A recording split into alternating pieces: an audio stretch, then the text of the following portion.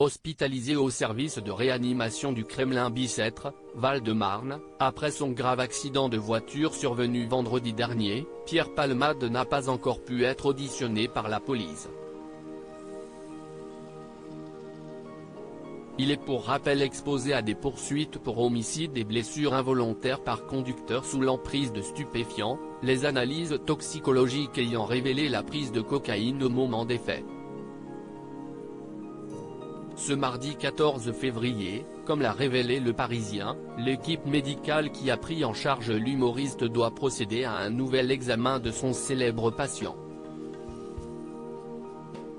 Le but étant de donner leur accord à une audition, sous le régime de la garde à vue, de l'artiste par les policiers de Melun.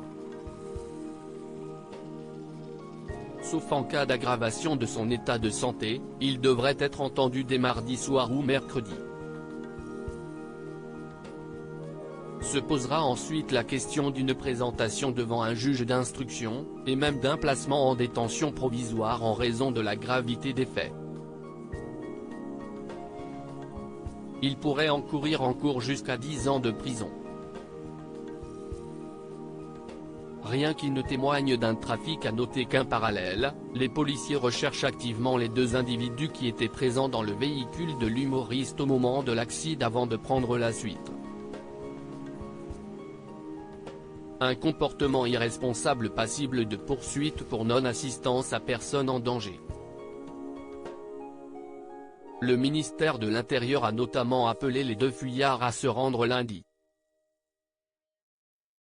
Leur identité pourrait notamment être révélée grâce à l'exploitation du téléphone de Pierre Palmade, qui avait été saisi dimanche lors d'une perquisition menée dans sa maison de Célie-en-Bière, Seine-et-Marne, par les gendarmes de la brigade de recherche de Fontainebleau.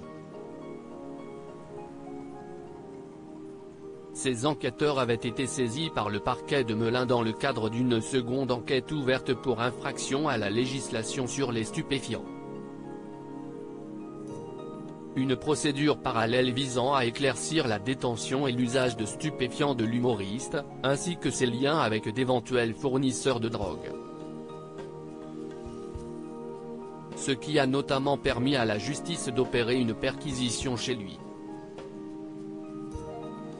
Les enquêteurs ont notamment découvert du matériel d'injection usagé, visiblement destiné à l'injection de cocaïne, des seringues, ainsi qu'un reliquat de produits liquides en cours d'analyse. Mais aucune trace de stupéfiants purs. À la grande surprise des policiers et gendarmes, on a des traces de produits, rien qui ne témoigne d'un trafic. En revanche, la perquisition démontre de façon évidente un usage de stupéfiants. Mais cette absence de drogue retrouvée au domicile de Palmade a fait naître un doute sur un possible nettoyage de preuves par de tierces personnes, puisqu'il s'est écoulé plus de 24 heures entre l'accident et la perquisition. Affaire à suivre.